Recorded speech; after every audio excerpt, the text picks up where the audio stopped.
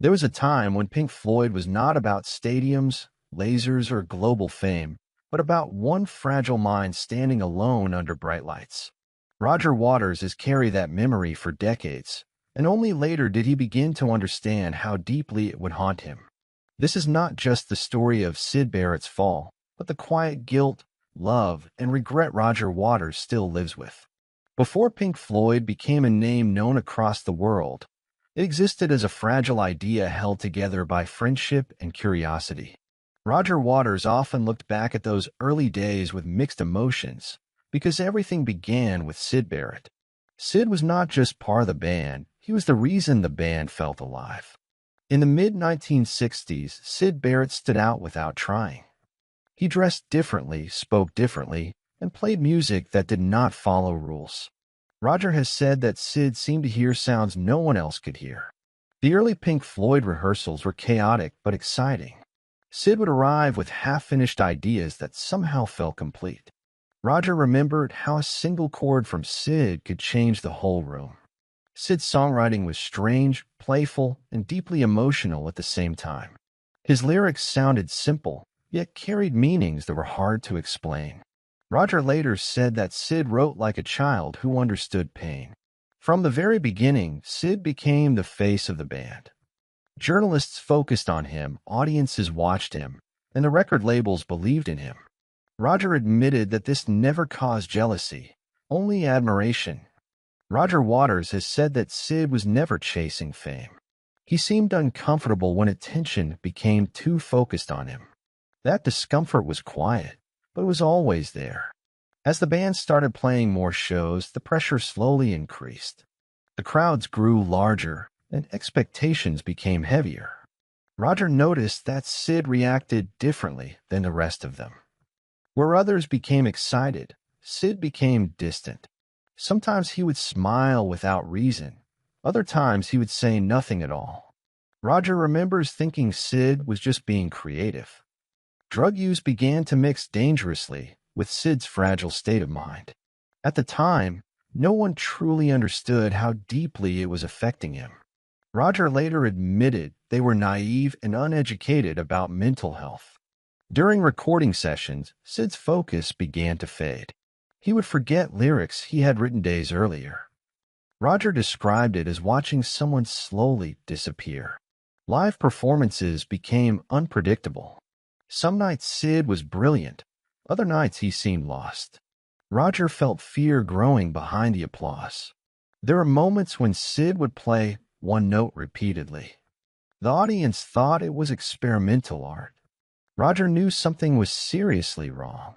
The band tried to protect Syd by making excuses. They blamed bad sound systems or technical problems. Roger later said these lies were meant to protect everyone, including themselves. As Pink Floyd's popularity rose, patience from the industry disappeared. Managers wanted schedules, tours, and results. Syd could not survive that kind of structure. Roger felt torn between loyalty and survival. He loved Syd like a brother, but the band was collapsing. That inner conflict never truly left him. Bringing David Gilmour into the band was meant as support. Roger believed this would give Syd space to breathe. Instead, it marked the beginning of the end. Syd seemed aware that something was changing. His behavior grew more distant, almost defensive. Roger has said the guilt started here. Some nights, Syd would not show up at all. The band would sit in silence, unsure what to do. Roger remembers the weight of those moments clearly. Eventually, the band began performing without Syd. No announcement was made, no farewell spoken. Roger described it as abandoning someone who needed help. The decision to move forward without Syd haunted Roger. He questioned whether success was worth the cost. That question followed him for decades. After leaving the band, Syd returned to Cambridge. He lived quietly, far away from music and fame. Roger said the silence around Syd was painful. When Roger visited Syd later, the change was shocking. Syd looked different, spoke little, and seemed unaware of the past. Roger felt his heart break in that moment. Syd did not ask about Pink Floyd. He did not ask about success or money. That silence said more than words ever could. Roger Waters admitted that guilt became part of his identity. He wondered if they could have slowed down or stopped everything. Those thoughts never found peace. Music became Roger's outlet for that pain. He poured his emotions into lyrics about madness and isolation. Syd was always present, even when unspoken. Roger has said that Dark Side of the Moon began with Syd. Not musically, but emotionally. It was born from loss and confusion. Even at the height of fame, Roger felt incomplete. Success felt heavy, not joyful. Syd's absence shaped everything that followed. Roger Waters does not deny responsibility. He accepts that youth, fear, and ambition played roles. That honesty is part of his legacy. Chapter 1 of this story is not about fame. It is about friendship tested by pressure, and a genius who faded before the world could understand him. As the years passed, Roger Waters found himself unable to escape Syd Barrett's memory. Every interview, every performance seemed to pull him back to those early days. Roger has admitted that Syd became a symbol of everything the industry destroys. Roger began to speak more openly about Syd as he grew older. With time came clarity, but also deeper sadness. He realized that Syd was never meant to survive the machine Pink Floyd became. The song Shine on You, Crazy Diamond was Roger's silent apology. It was not written for fame or charts, but for a friend who could no longer hear it. Roger has said writing it felt like reopening a wound. When Roger first played the song in the studio, the room fell silent. No one needed to ask who it was about. Syd's presence was felt even though he wasn't there. One of the most haunting moments came when Syd unexpectedly visited the studio. He walked in during the recording of Shine on You, Crazy Diamond. Roger has described the shock as something he will never forget. Syd looked unrecognizable. He was heavier, quiet, and seemed detached from reality. Roger said none of them could speak. That moment confirmed what Roger had feared for years. Syd was gone in a way that could not be fixed. The song playing in the background felt like a cruel mirror. Roger has said that seeing Syd like that ended any remaining hope. It forced him to accept that some losses cannot be reversed.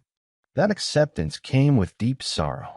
In later interviews, Roger reflected on how fame isolates artists. He believes Syd was too sensitive for the cruelty of public life. Roger has called him a casualty of a system that values profit over people. Roger also admitted his own role in pushing boundaries. He questioned whether constant experimentation and pressure worsened Syd's condition. These thoughts still trouble him. Despite everything, Roger never spoke of Syd with bitterness. There is only love, confusion, and grief. He has said Syd taught him what creativity truly means. As Pink Floyd's music evolved, Syd remained its silent foundation. The themes of madness, time, and loss all traced back to him.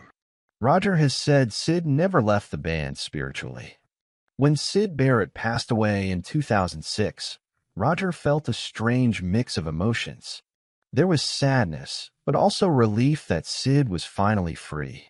Roger described it as the end of a long, quiet tragedy. Roger has said that Syd's death forced him to confront his own mortality. It reminded him how fragile genius can be. Fame does not protect, it exposes.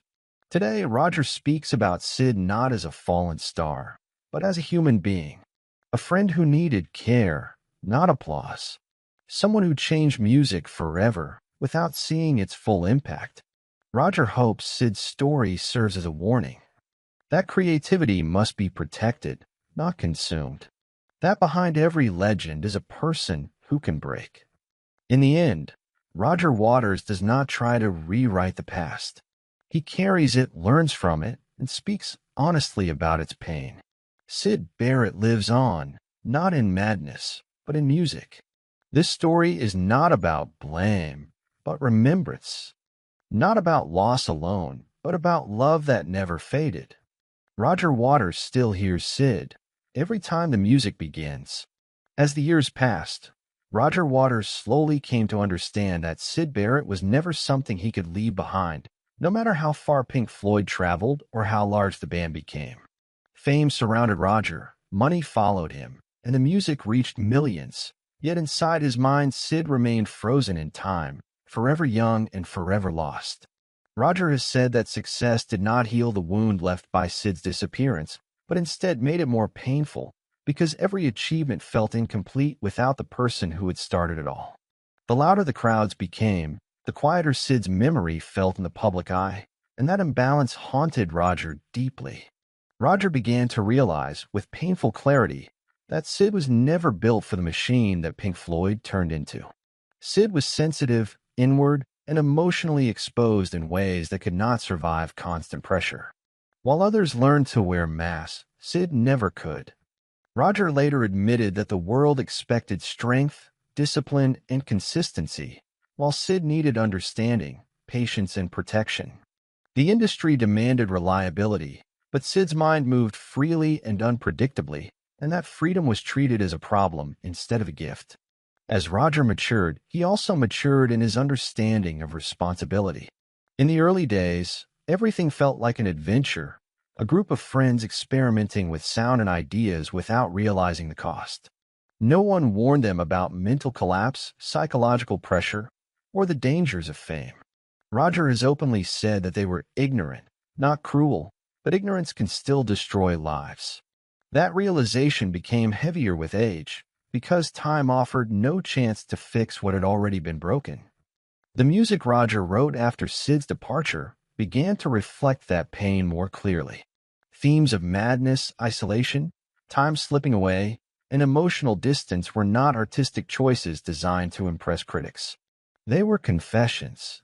Roger has said that albums like The Dark Side of the Moon did not come from theory or concept alone, but from watching someone he loved slowly lose contact with reality. Syd's absence shaped the emotional foundation of Pink Floyd's most celebrated work, even though Syd himself was no longer present. One song stood above all others as Roger's most personal statement.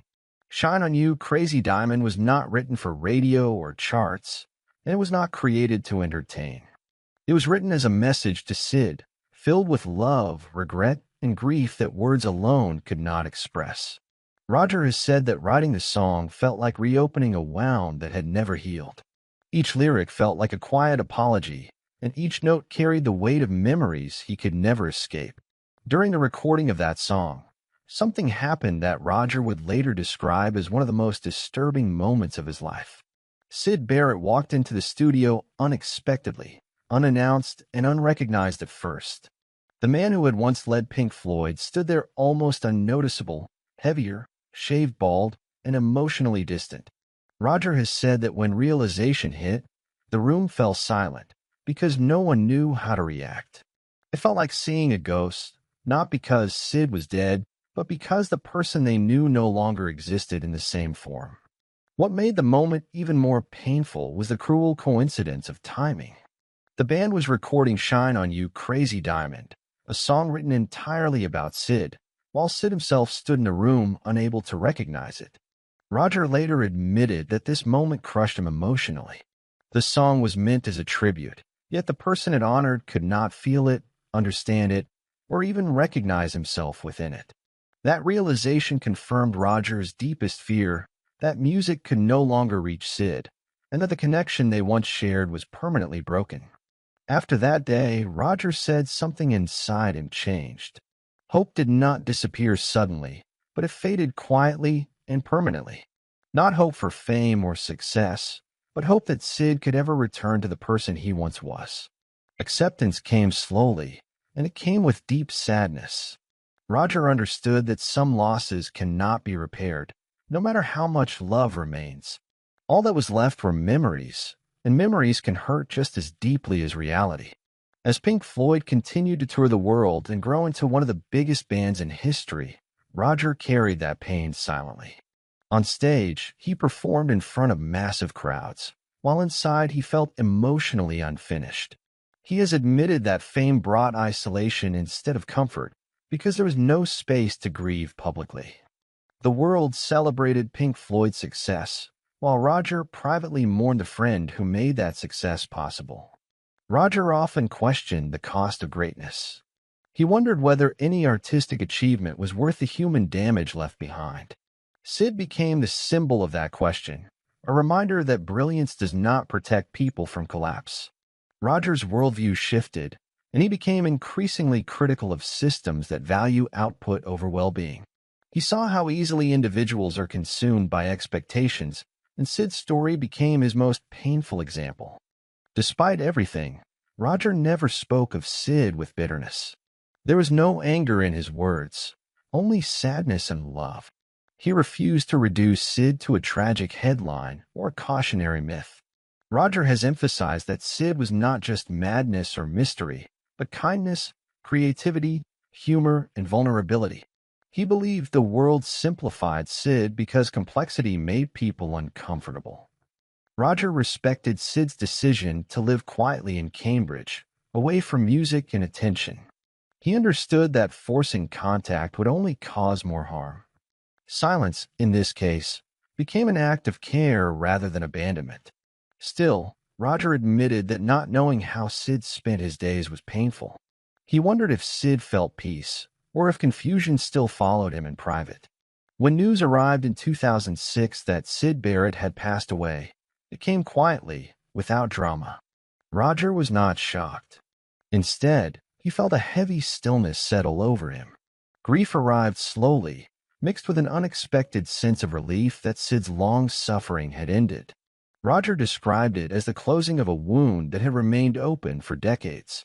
Syd's death forced Roger to reflect deeply on his own life. He thought about youth, responsibility, and the mistakes people make when they do not understand the consequences of their actions. Time offered no chance to rewrite the past, but it did offer honesty. Roger began speaking more openly about Syd, not to defend himself, but to preserve the truth.